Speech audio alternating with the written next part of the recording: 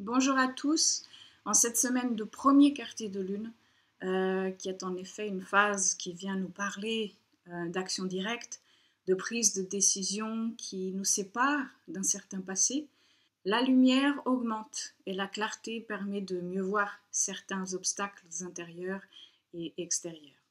C'est donc dans ce contexte que Mars rencontrera Uranus mercredi 13 à 29 degrés du Bélier.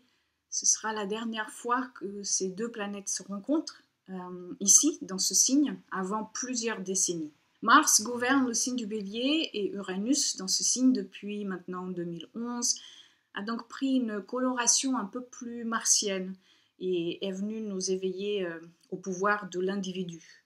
En Bélier, il est question d'identité, d'initiative, de naissance, de survie, d'indépendance, de colère, de volonté, de motivation, de compétitivité, de gratification instantanée, de courage, de spontanéité, d'individualité et d'individualisme, entre bien d'autres choses. C'est surtout le principe du « je suis ».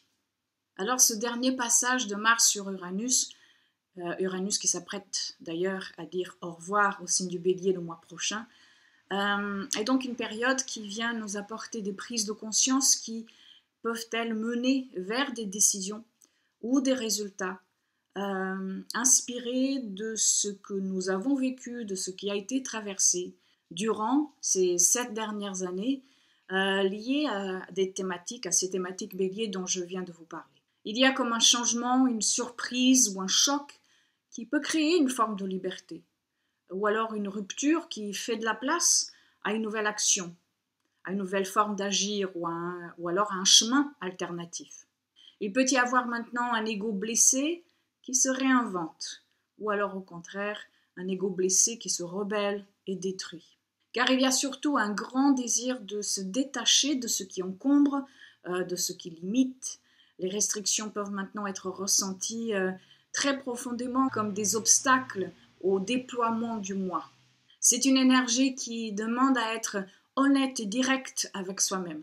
De notre côté, c'est une belle énergie qui vient apporter le courage d'être soi, car il y a une énergie hautement créative, spontanée et pionnière si nous sommes capables de nous ouvrir à la différence et à la diversité. Mais bien sûr, s'ouvrir à la différence veut dire aussi que pour d'autres, cette différence-là pourra, elle, être ressentie comme une menace et engendrer intolérance ou alors manipulation.